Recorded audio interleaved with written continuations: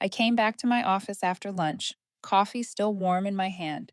The hallway on the seventh floor was so quiet I could hear the click of my heels against the tiles. But as I neared my research wing, the air changed.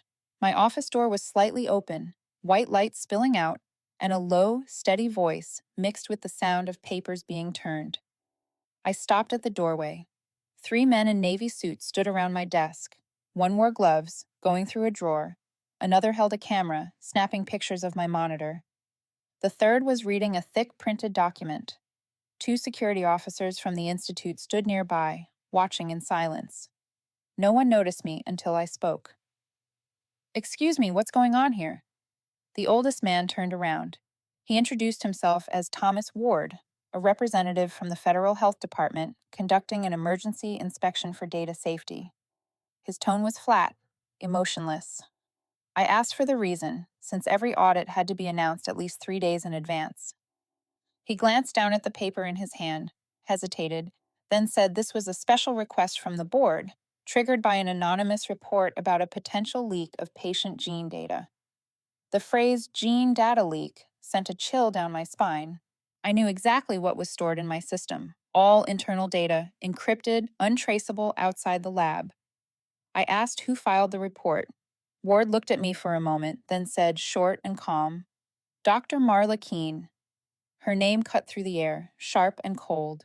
I turned toward the frosted glass down the hall. At the end of the corridor, Marla stood talking to an assistant, a cup of tea in her hand, her back slightly tilted. When our eyes met through the glass, she smiled, a small, knowing smile, the kind you wear when you've already predicted someone's reaction. I knew that look.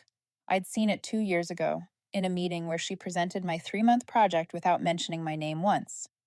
Ward motioned for me to step back so they could continue. I set my coffee on the side table, nodded, and kept my voice steady. "I'll cooperate. Could you specify the scope of the inspection?"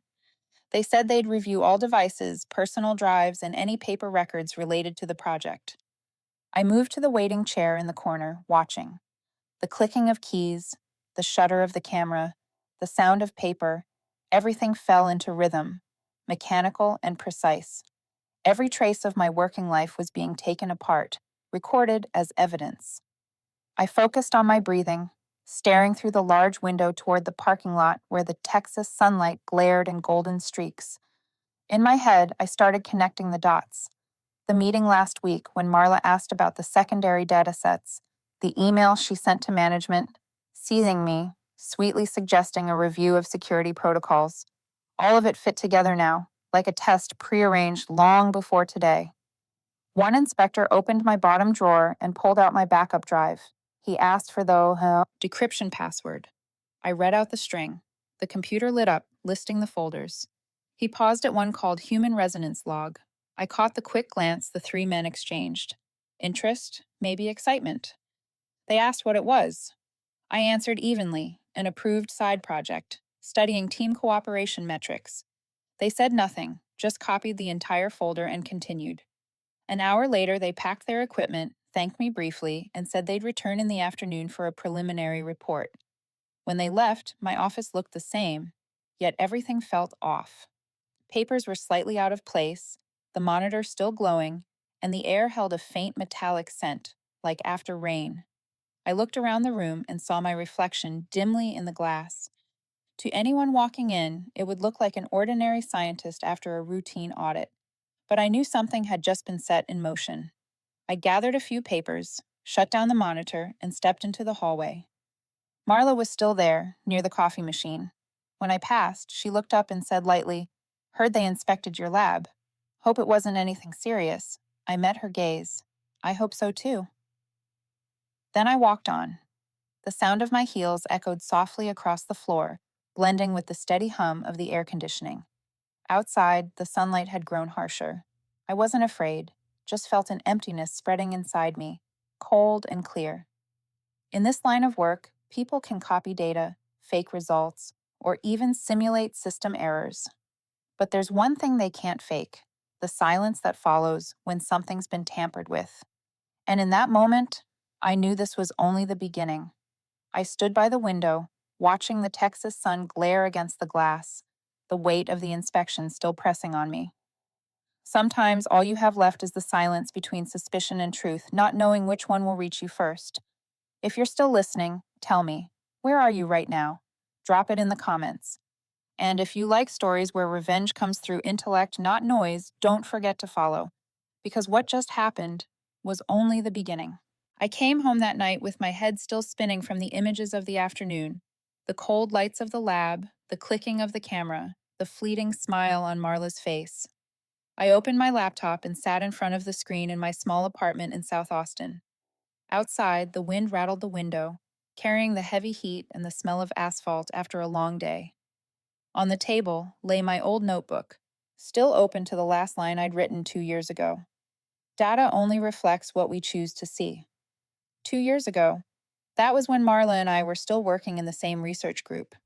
Back then, Helix and Labs had just launched a major project called Project Insight, using genetic algorithms to predict the likelihood of rare diseases. Marla and I were assigned as co-leads. I handled data architecture, while she took charge of publication and scientific communications. Everything went smoothly at first, until the day of the first results presentation. Marla stood before the board, presenting the report I had written myself. Every chart, every annotation, was the result of hundreds of hours of analysis.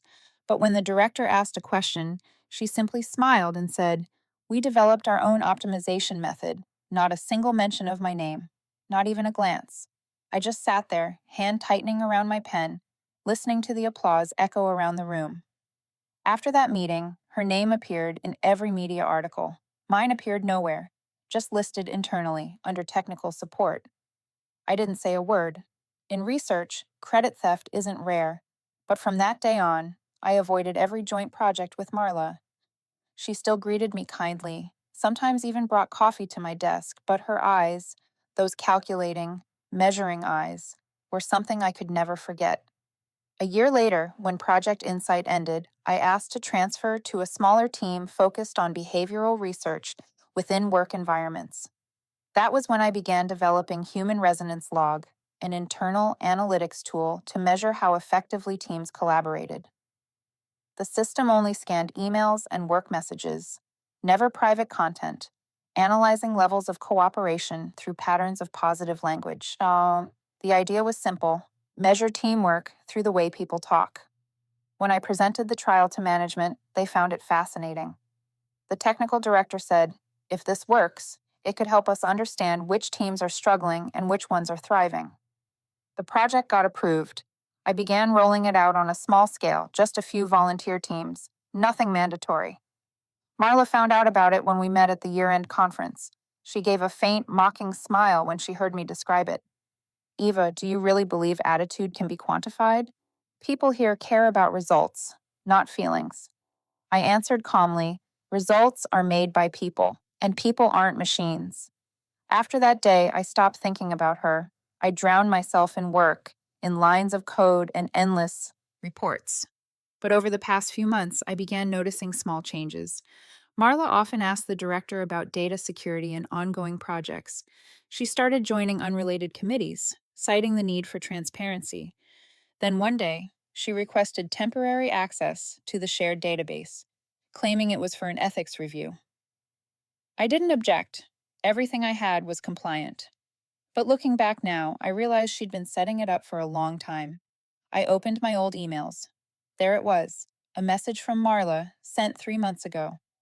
"We should be cautious about collecting emotional data. The line between research and privacy violation is thin." At the time, I thought she was just being careful. Now I know, it was the first seed of doubt she planted. I closed the laptop and leaned back in my chair, my mind heavy. I thought about today, how she stood in the hallway, calm, composed, as if everything was unfolding exactly as planned. I wasn't afraid, but there was a dull ache in my chest, the quiet fear that once someone is willing to distort the truth, logic no longer matters. I turned off the lights, leaving only the soft glow of the screen reflecting on the wall. That faint blue reminded me of the first night I wrote the opening lines of Human Resonance Log. Back then, I believed data could help people understand one another. Now, I wasn't so sure. I stared at my reflection on the dimming screen and wondered if tomorrow the only thing left in that lab would be the data, or my faith in humanity. I arrived at the Institute earlier than usual the next morning. The hallway was still dim, lit only by a strip of yellow light from the maintenance lamps. When I opened the door to my office, everything inside was unnaturally tidy, as if yesterday's inspection had never happened. But the first thing I noticed was a folded sheet of paper on my desk, placed neatly beside the keyboard. No heading, just one bold line. The inspection division will return at 10 o'clock to continue reviewing data from the human resonance log system. Please be present. The signature at the bottom belonged to Thomas Ward. I sat down and powered on my computer. A notification appeared on the screen. Access monitored for compliance review. A small red icon blinked in the corner, warning that my account activity was being recorded. I opened the human resonance log folder. All files were intact, but the access timestamp showed late last night, after I had already gone home. They had copied everything. At exactly 10, a knock sounded on the door. Ward walked in with two others, a female legal officer from the Institute and a technical specialist. He asked me to explain in full detail the structure and purpose of the system. I told them clearly that it was an internal research project approved by the Institute's Ethics Committee last February, designed to analyze language and cooperation frequencies between teams without touching any personal data. They listened carefully, took notes, and then asked to see the source code. I opened the file. Hundreds of lines of code scrolled across the screen, blue and cold like flowing water. Ward nodded slightly and motioned for the technician to save a copy. When they finished copying, Ward opened a printed summary report from the previous night. The title caught my eye immediately. Summary of Team Collaboration Index, Human Resonance Log. Beneath it was a long table listing names of staff members with a column labeled Resonance Frequency, representing each person's level of positive interaction. I skimmed through the familiar names: Daniel, Alice, Ford, Kim, all scoring high between 7 and 9. But when my eyes reached the bottom of the list, I stopped. Marla Keene, zero point 0. Ward glanced at that same line. He asked, "Can you explain why Dr. Keene hasn't appeared in any internal collaboration records over the past 2 years?" I answered slowly. The system automatically logs all internal interactions. If someone's name doesn't appear, it means there were no recorded instances of positive communication during that time. Ward nodded without replying, but his expression shifted. He wasn't just questioning me anymore. He was reassessing something larger, the culture of this place. After they left, I sat alone, staring at the report on my desk. Those numbers that once seemed cold now felt heavy. They weren't just data, they were a mirror reflecting how people truly connected, or didn't, with one another. By mid-afternoon, an email from the internal communications team appeared in my inbox. At the request of the inspection committee, all staff are required to attend an emergency meeting regarding data transparency. I didn't need to read further. I already knew who was behind it. A few minutes later, Marla walked into my office. She carried a thick stack of papers and tapped them lightly against my desk. Her tone was steady, almost friendly. "They'll need you to clarify the project's intent. I just want to make sure you understand. This isn't between the two of us anymore. It affects the entire institute." I looked up at her. "What exactly are you trying to say, Marla?" She smiled, that same small, measured smile. Sometimes good intentions can become a threat when people don't understand them. The words sounded like a warning, but in her eyes, I caught a glint of satisfaction. As she walked away, the sound of her heels echoed evenly against the tile floor. She believed she'd just won another round. I turned back to the screen and opened Human Resonance Log again. Streams of data flowed across like living circuitry. I scrolled to the bottom and stopped at the final line, a note I'd written and updated every month. Every act of goodwill leaves a trace, even when people try to erase it. I saved the file, shut down the computer, and sat quietly in the white-lit room. The investigation wasn't over. And maybe what truly unsettled them wasn't the numbers inside the system, but what those numbers were about to reveal. The emergency meeting was held the next morning in the large conference room on the 10th floor of Helixon Labs. I arrived early, but Marla was already there, talking with the communications director and a few members of the executive board. A thick stack of files sat on the table in front of her, corners marked with red sticky notes. When I walked in, she glanced over, offering a brief smile so quick it was easy to miss unless you were looking for it. The room glowed under bright LED lights, cold, sterile, surgical. Thomas Ward sat at the head of the table, flanked by two of the Institute's lawyers and the chief technical officer. The air felt heavy, dense with silence, so still you could hear the digital clock ticking off each second. The meeting began. Ward spoke first. The purpose of this session is to clarify the nature and scope of the Human Resonance Log project and to determine whether it violates any privacy regulations. He looked briefly at me, then turned toward Marla. The initial report came from Dr. Keene, who believes the system may monitor employee behavior beyond ethical limits. Marla stood up. Her voice was clear, measured, and confident, each word delivered like it had been rehearsed 100 times. I fully support improving workplace culture through technology. But when I discovered a system that automatically analyzes staff communication without formal consent, I grew concerned. A tool like this, no matter how well intentioned, could easily be misused. In the wrong hands, it could destroy reputations and careers. A few people nodded. Her tone carried the perfect blend of logic and moral authority, as if she were saving the Institute from itself. I listened in silence. When it was my turn, I kept it concise. This project was approved internally, signed by the Chief Technical Officer, and cleared by the Ethics Committee early last year. It measures the frequency of positive language in team communication. It stores no personal data. Its sole purpose is to study collaboration patterns. Ward asked, "Can you prove that?" I opened my laptop and projected the original design and data processing framework onto the screen. Everything was transparent, stored on secure internal servers, with no external access points or network links. But I knew one thing: technical evidence rarely speaks louder than a clever sentence. Marla stepped in smoothly. "But Eva, can you guarantee your system has never captured personal exchanges?" A simple message like, "Thanks, I owe you coffee," could easily be interpreted as emotional surveillance. Her voice was calm, almost gentle, but the question cut like a blade. All eyes turned toward me. I answered evenly. "If you examine the architecture, you'll see the system detects positive language but doesn't store any content. All personal data is filtered out before analysis." Ward nodded, but the tension didn't ease. I could feel the room watching, weighing, waiting for me to falter. Some scribbled notes. Others just observed. The meeting dragged on for over 2 hours. When it ended, Ward announced that my system access would be temporarily suspended while the investigation continued. Marla lingered near the door, waiting until most people had left before stepping close. Her voice dropped to a near whisper. "I just want you to understand. I'm not against you. I'm against the mistake you refuse to see." I met her eyes. "You're not against mistakes, Marla. You just can't stand when someone else is trusted more than you." She gave a faint smile.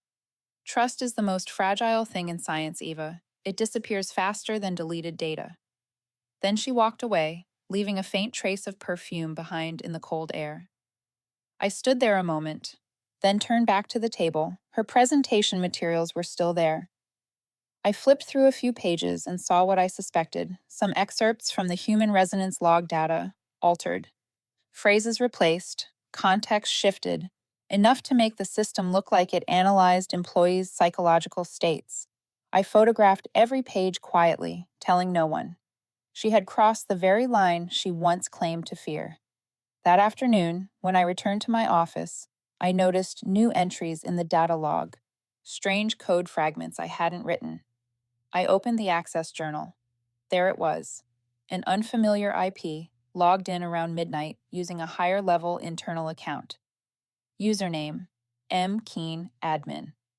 My throat went dry. I knew I couldn't report it yet. If I did, it would look like I was escalating a personal conflict.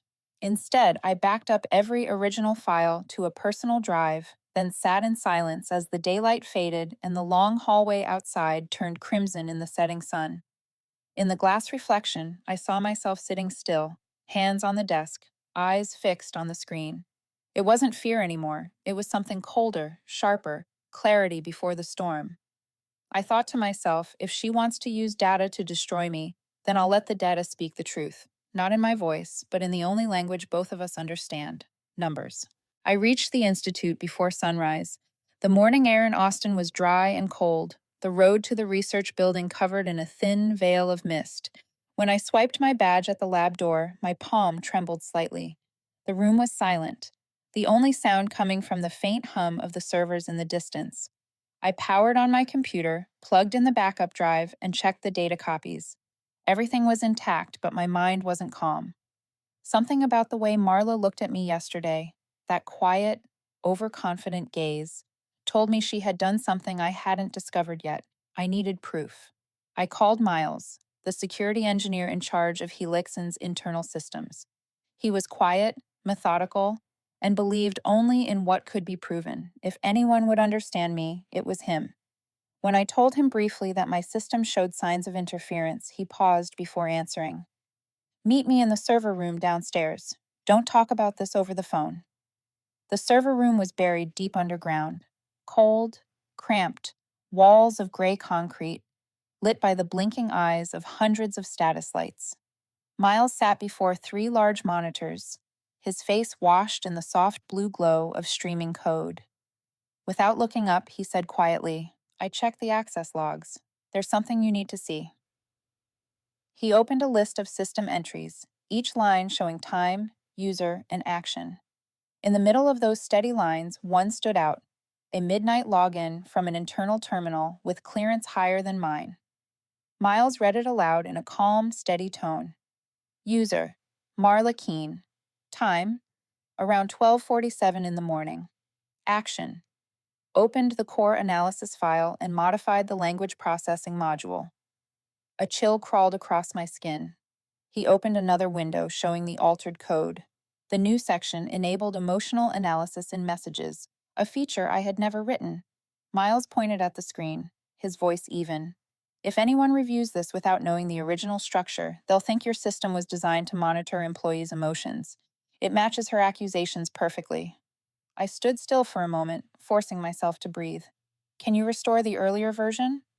Miles nodded. I can, and I will. But you need to stay quiet. If they realize you're investigating this, they'll revoke your access before you can finish. I thanked him and left the room in silence. The hallway downstairs was long and cold, fluorescent lights flickering overhead, my shadows stretching thin across the concrete floor. I knew I was walking deeper into a battle no one else fully understood. The rest of the day, I pretended nothing had happened. I answered emails, chatted with colleagues, and even smiled when Marla passed by. She stopped at my desk, her tone casual. Everything all right, Eva? I heard Mr. Ward's been taking a special interest in your project. Her voice was calm, but beneath it, I could feel her probing. I smiled and replied evenly, all good, thanks for checking. In.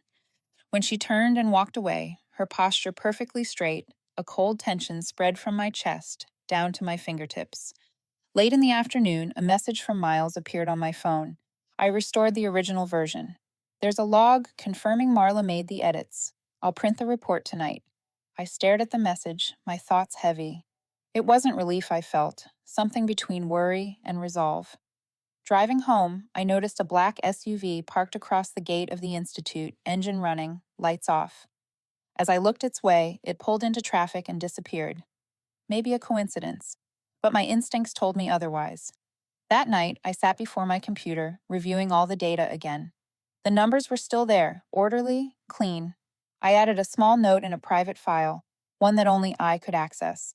No data set ever lies. Only people do when they try to make others believe the lie instead. I read the line once more, then shut the computer. Outside, a storm was rolling in, thunder rumbling in the distance. I knew that once it passed, nothing would be the same again. That night, I barely slept. Rain kept tapping against the window, steady and unrelenting, as if marking the rhythm of something I hadn't fully understood yet. I was exhausted, but my mind wouldn't stop. Every detail from the day circled in my head, fitting together piece by piece, forming a larger, sharper picture. Marla had crossed the line. She wasn't just manipulating data anymore, she was manipulating the narrative. And at Helix and Labs, where data was treated as absolute truth, whoever controlled the story controlled belief itself. The next morning, I arrived later than usual. The air in the office was tight, stretched like a string about to snap. Conversations were hushed, glances averted. Something had spread, rumors, no doubt. When I entered the room, Marla was by the coffee machine, chatting with two new researchers. She saw me and smiled, soft as silk, but her eyes were cold metal. At my desk, I opened my inbox. The first message came from the legal department. Subject line: Notice of temporary suspension of research access. I opened it and read slowly. They cited the need to ensure transparency during the ongoing internal review. The word transparency felt like a knife. Just then, a message from Miles appeared. I just found out. They revoked my access, too. The report I printed last night is gone from the internal directory. Someone deleted it. My pulse spiked. Do you still have a copy? Yeah. Offline. But listen, Eva, looks like they're bringing this to the executive board. You need a smarter move, not just defense. I stared at the screen. Miles was right. If I stayed silent, Marla would win completely. She knew how to shape perception, how to make even the sharpest minds believe she was protecting the Institute. I opened my old notebook, the one filled with handwritten thoughts from past projects. Between the dense pages, I found a line I'd written months ago. In a world ruled by data, truth isn't what's proven, it's what's believed. I knew what I had to do. I would let them believe in data, but this time, the real data, the kind even Marla couldn't erase. That night, I returned to the Institute after hours. I knew the risk, but I went anyway. Rain was still falling, the research complex swallowed in darkness except for a faint light from the second floor, the central control room, where all system logs were automatically stored. I used my backup keycard to unlock the door. The room was cold and humming with the steady whir of fans.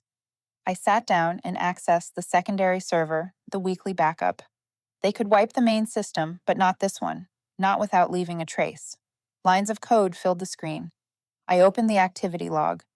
Buried among thousands of entries was a single sequence, recorded on the night Miles had mentioned. A temporary login from Marla Keene's account, accessing the Human Resonance Log's core files. Every timestamp, every terminal address, every trace was right there, undeniable, irreversible. I copied everything to my personal drive, then sat still, staring at the glow of the screen. The flickering data reflected in my eyes, thousands of tiny lights whispering the truth. As I stood to leave, the door creaked open. I froze. Marla stepped inside. She didn't look surprised to see me there. If anything, it felt like she had been expecting it. She wore a dark coat, her hair tied back neatly, her voice calm, almost casual. Working late again, Eva? I didn't answer. The monitor behind me was still on, displaying the log entries I'd just uncovered. The light illuminated her face, sharpening that composed, unnerving stillness. Just grabbing a few documents, I said evenly. Marla stepped closer, her gaze landing briefly on the screen. 1 second was all it took for her to realize what she was looking at. But she didn't flinch. Instead, she smiled, a small, knowing smile. You're always the clever one, Eva. But sometimes clever people forget that not every truth is meant to be accepted, especially when it costs people their faith. I said nothing. She reached out, tapped her fingers lightly on the edge of the desk, as if signaling the end of a conversation. Be careful. You don't know what you're fighting against. Then she turned and walked away. The sound of her heels echoed down the corridor, blending with the distant patter of rain against the glass. I sat there, heart pounding, but mind crystal clear. Her words weren't just a warning, they were an admission. Tomorrow, when I present this data to the board, everything will explode. But this time, I wasn't afraid, because I had something she couldn't manipulate, the evidence of her own hand. Before leaving, I opened my notebook and wrote a new line. When a manipulator believes she controls everything, that's when she leaves her perfect evidence behind. I closed the book and stepped out into the cold air. The rain had stopped, but the sky still hung heavy. I took a deep breath and walked into the night, knowing the final round had just begun. The next morning, I arrived at the Institute earlier than usual. The Austin sky was still wrapped in a thin layer of mist. sunlight not yet strong enough to break through. I pushed through the glass doors, swiped my badge, and heard the dry, familiar beep. Everything looked the same, but the air felt different, like the entire building was holding its breath, waiting for something to happen. On the way to my office, I could feel eyes following me. Not curious, cautious. The kind of look people give when they've already chosen which side to stand on. Word had spread faster than I'd imagined. Marla knew how to use fear as a weapon. But that morning, I wasn't afraid. I had the truth, and this time, I wouldn't let her twist it. Around 10, the internal announcement echoed through the speakers. All members of the data division report to the central conference room on the fourth floor at 10:30. Mandatory. I knew instantly. This was the meeting, the one who would decide everything. The conference room on the fourth floor was large, surrounded by glass walls, bright with cold white light pouring down from the ceiling. When I walked in, nearly 20 people were already seated around the table: executives, legal staff, technical leads, and at the center of it all, Marla, calm and poised, as if she were about to present an award instead of an accusation. At the head of the table sat Ward, the internal auditor, face stern as ever. He began the meeting in a low, deliberate voice. The preliminary investigation into the human resonance log is complete. Today, both parties will present their statements before the Ethics Council makes its decision. My heartbeat was heavy, but my hands were steady. When Ward gestured to Marla, she rose, straightened her collar, and began with a confident smile. I want to make it clear that I've never opposed Dr. Eva Martin's research. But after reviewing the system code and its output, I found evidence suggesting that personal data had been used without consent, including behavioral and emotional analysis of staff members. I reported this out of responsibility to the Institute's ethical standards. Her tone was precise, her pacing perfect. Every word, ethics, responsibility, transparency, landed exactly where she wanted it. Around the table, a few heads nodded. Those who didn't understand the technical details, or simply feared the conflict, always found it easier to trust the one who sounded composed. When she finished, Ward turned to me. "Dr. Martin, would you like to respond?" I stood, plugged in my drive, and projected my screen onto the glass wall. The display glowed across the room. I took a slow breath and began, calm and clear. The human resonance log was designed solely to identify and encourage collaboration in research environments. Not a single line of the original code collects personal data or performs emotional analysis. I pressed a key.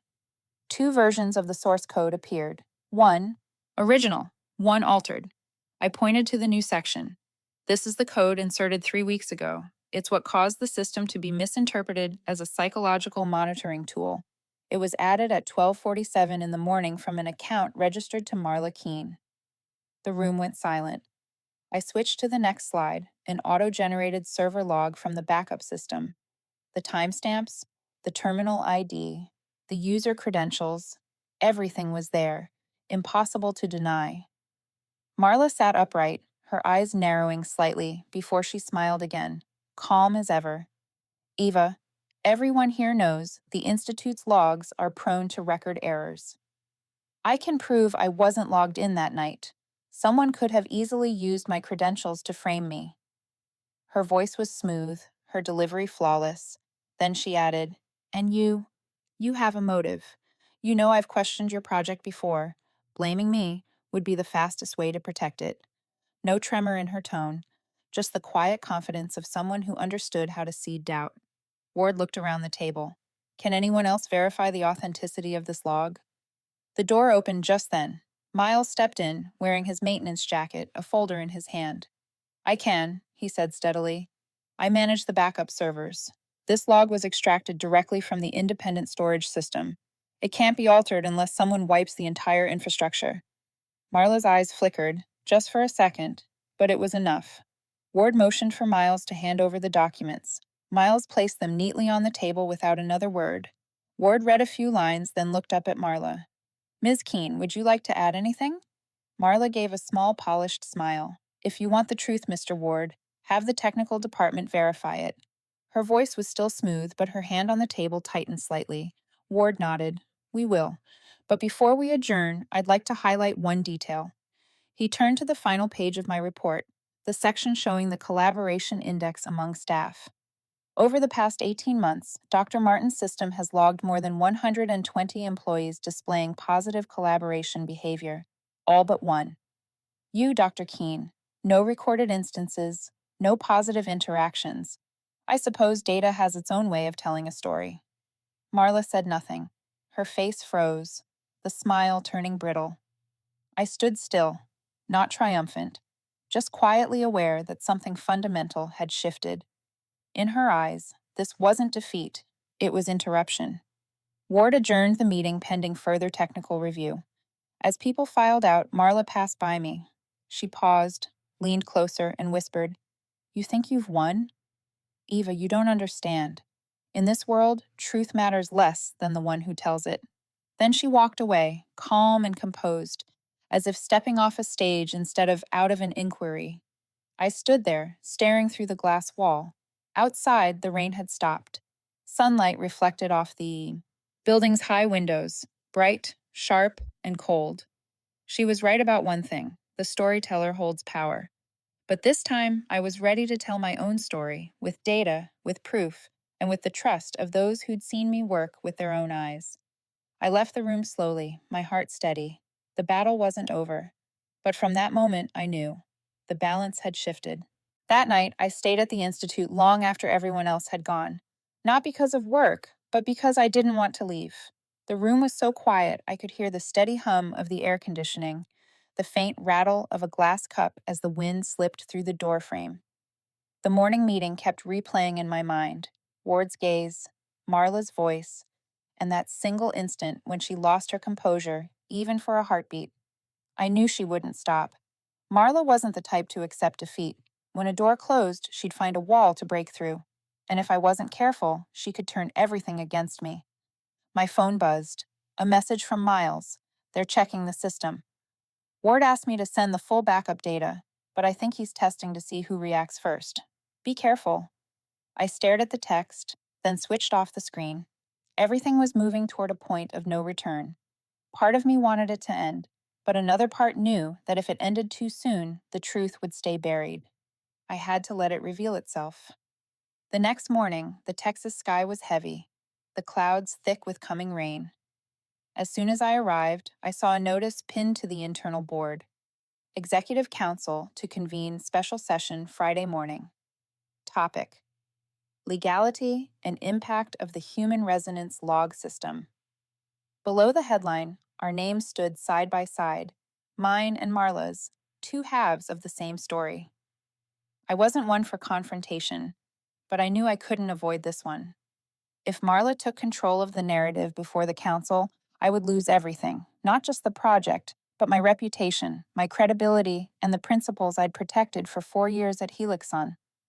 Before the meeting, I sat in Ward's office. He looked at me, his expression both stern and tired. "Eva, do you realize what you're about to do could pull a lot of people into this? I believe you, but the council isn't easy to convince. They don't care who's right. They care about what's safe." I nodded, my voice steady. "I understand. But sometimes what's safe isn't what's right. And if someone like Marla controls the story, the truth will never see the light." Ward was silent for a long time. Then he said quietly, "If you really have proof, let it speak for itself. Don't attack. Just show them." I left his office feeling heavier, but surer of my ground. When I entered the large conference room, most of the council was already seated. The glass wall behind them reflected a pale glow. Outside, rain had begun to fall. Marla sat across from me, composed, immaculate, her smile calibrated to the exact degree of confidence. Ward opened with a brief introduction, then handed the floor to her. Marla rose, her voice soft as silk. "Ladies and gentlemen of the council, my intent has never been to attack anyone personally, but I believe every system in a scientific institution must have boundaries. Dr. Martin's project, while well-intentioned, has crossed that line.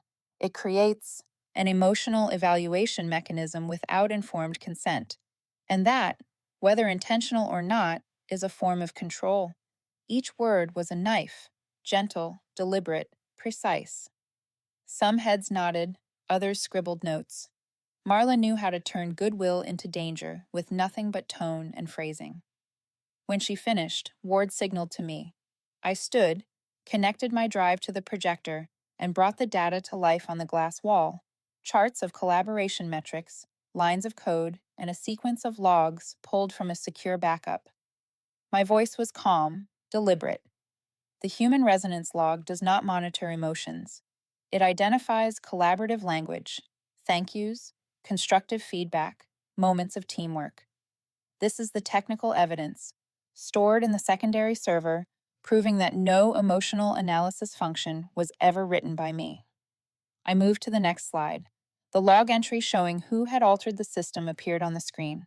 The room went silent. A council member asked, Dr. Martin, can you guarantee this data hasn't been tampered with? Yes. The data is backed up automatically in a restricted environment, accessible only to the technical division.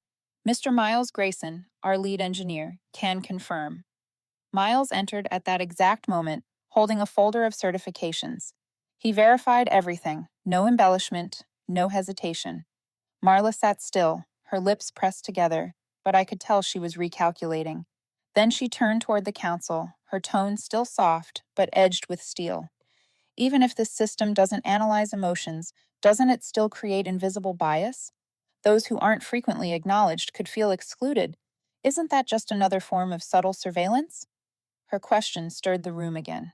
I knew she'd shifted the fight, no longer about data, but about morality, the one battlefield where facts lose precision. I met her eyes, then faced the council. I understand that concern, I said, and that's why I want to show you something Marla hasn't mentioned. I pressed a key. The screen filled with names, hundreds of them. Security staff, lab technicians, engineers, researchers. People are recognized for small, genuine acts of collaboration. Then I scrolled to the final line. The last name appeared, Marla Keene. Next to it, 0 recorded interactions. The silence that followed was complete. I didn't need to explain. The data had spoken. I said quietly, the system doesn't exclude anyone. It simply reflects what people choose to show. Ward looked around the table, then closed his folder. Thank you both. The council will review this and issue its decision. As everyone began to leave, I stood by the glass wall, watching the fading rain outside. Marla gathered her papers slowly. When she passed me, she leaned in and whispered, You might win this round, Eva. But remember, people believe the story that comforts them, not the one that's true. Then she walked away, her heels echoing softly against the polished floor. I didn't feel anger or triumph, just a quiet exhaustion that settled deep in my chest.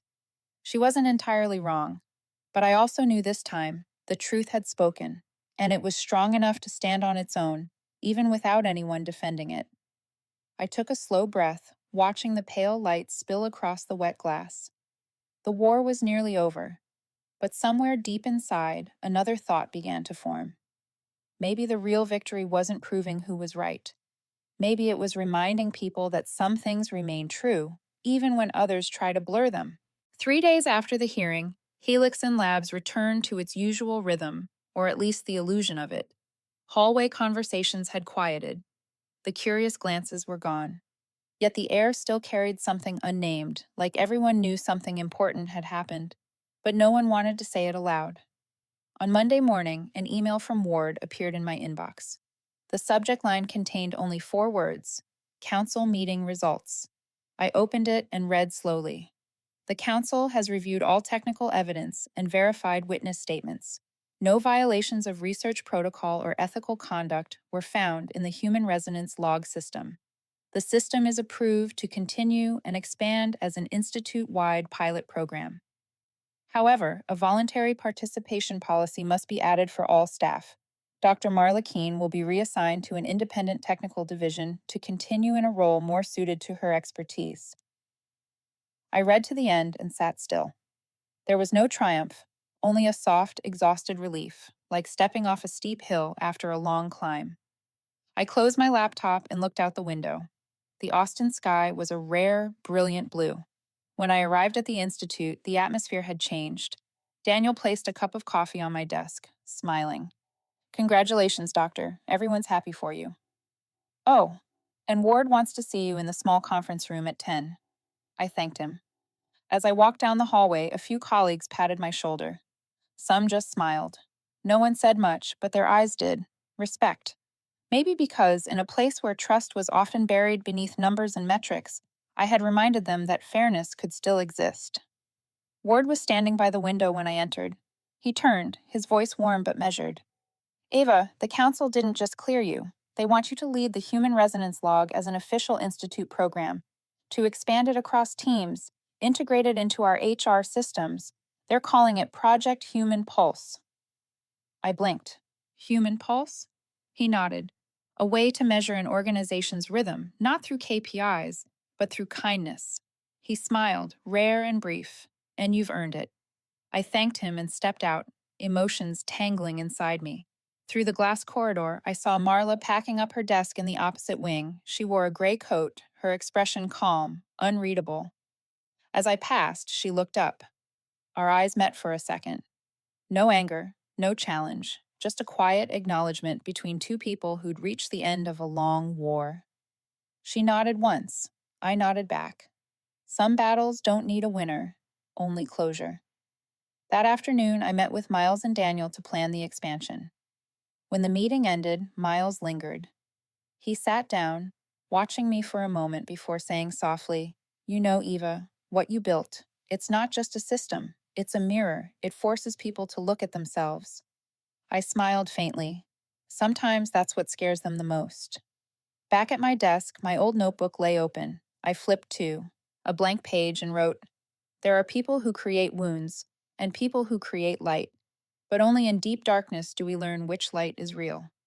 That afternoon, the Institute held its first internal meeting since the project was reinstated. I stood on the small stage, facing familiar faces: Daniel, Alicia, Miles, and the new recruits. I told them the story of the Human Resonance Log, not as a technical tool, but as a story about trust, about how small acts of kindness could change the air in a room, a team, even an entire organization. Data can measure productivity, efficiency, and risk, I said, but no number can measure compassion. Human Pulse is just a reminder that even in a place built on machines, there are still people. The room was silent for a moment, then broke into gentle, sustained applause. I bowed my head, my throat tight. When everyone left, I stayed behind. The afternoon light slanted through the glass, painting a gold stripe across my desk. I opened my laptop. The screen flickered on. Human Pulse, version 1.0 initiated. Below it appeared the first entries: messages of gratitude, small gestures of support, traces of quiet kindness from every corner of the Institute. I watched them for a while, then typed the first note of this new chapter. Data never lies, but people only see the truth when they choose to believe in what's good. I saved the file and closed the screen. Outside, the evening wind brushed through my hair. The Texas sky glowed amber, clouds drifting slowly across pale blue. I took a deep breath, feeling a peace I hadn't known in months, one I'd earned through sleepless nights, through silence instead of anger. As I left the building, Marla emerged from the side gate. She walked slowly, eyes forward. When we crossed paths, she stopped without turning. "Eva, thank you for keeping things fair. I think I needed that more than I realized." I said nothing, just watched her silhouette fade into the sunset, and something inside me quietly released. That night, back in my small apartment, the golden lamplight cast a calm glow against the walls. I opened my notebook and wrote one final line, not for the data, not for the system, but for myself. Sometimes justice doesn't arrive with applause. It arrives in silence, when both the hurt and the hurting can finally breathe again. That's when the truth is restored. I set down the pen, closed my eyes, and let my breath slow. If you're still listening, maybe you've lived your own quiet battle, where truth was doubted, where patience cost more than pride. If so, remember this: kindness is not weakness, it's endurance. And if you believe, as I do, that small acts can transform entire spaces, stay. Because sometimes peace itself is the most beautiful form of revenge.